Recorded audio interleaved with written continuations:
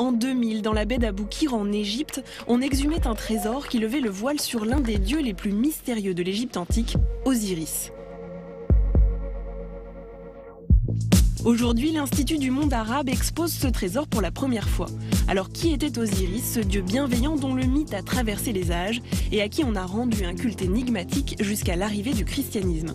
Petit rappel de sa légende avec Franck Gaudio, archéologue à l'origine de cette découverte, et l'ethnopsychiatre et écrivain égyptien Toby Nathan qui vient de sortir un roman, Ce pays qui te ressemble.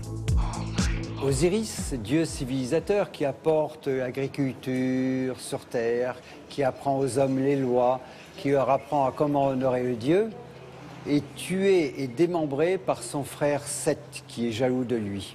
Il le découpe en 14 morceaux et il va enfouir ces morceaux dans le Nil. Mais il est marié à sa sœur, Isis. Et Isis est grande de magie. Elle retrouve tous les morceaux, sauf un, et c'est le phallus. Et donc elle fabrique un faux phallus qu'elle anime par sa magie, et elle s'accouple avec Osiris pour une dernière fois.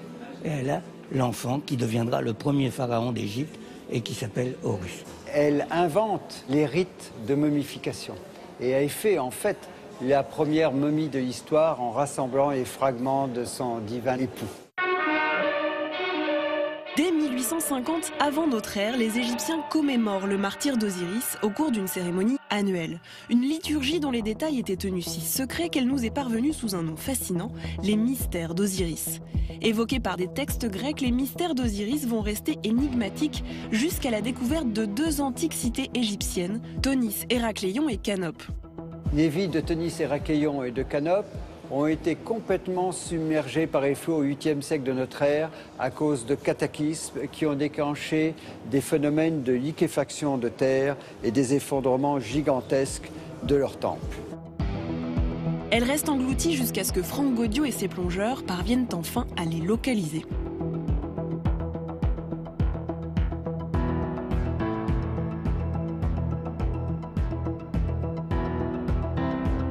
Et l'archéologue met la main sur un trésor fascinant de près de 15 000 objets qui permettent de reconstituer ces fameux mystères d'Osiris.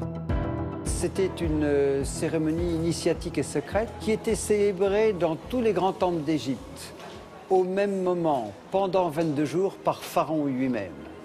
Pharaon ne pouvant pas se démultiplier, bien sûr, il déléguait ses pouvoirs à des prêtres initiés.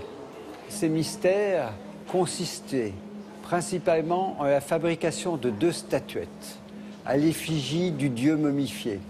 Une statuette qui était constituée de limon du Nil et de grains d'orge. C'était la statuette de l'Osiris végétans. La deuxième était constituée de pierres précieuses, d'or et d'onguent. Le but, faire revivre Osiris, rejouer sa résurrection. Au personnage, les prêtres étaient affranchis de père en fils. Sur les murs des chapelles osiriaques de Dendera, on voit un de ces prêtres dire « Je suis un prêtre initié au mystère et ma poitrine ne révélera jamais ce que je sais. » Des enseignements réservés à un petit nombre d'initiés, c'est ce qu'on appelle aujourd'hui de l'ésotérisme. Osiris, c'est le roi du monde des morts. Quand je mourrai, je me présenterai devant Osiris et il sortira mon cœur et il pèsera mon cœur et il saura si j'ai pas fait trop de mal dans ma vie. Et à ce moment-là, il m'autorisera à entrer dans le monde des morts. Au fond, il est le dieu de la sagesse et de l'équilibre. Le monde est en équilibre grâce à Osiris, en fait.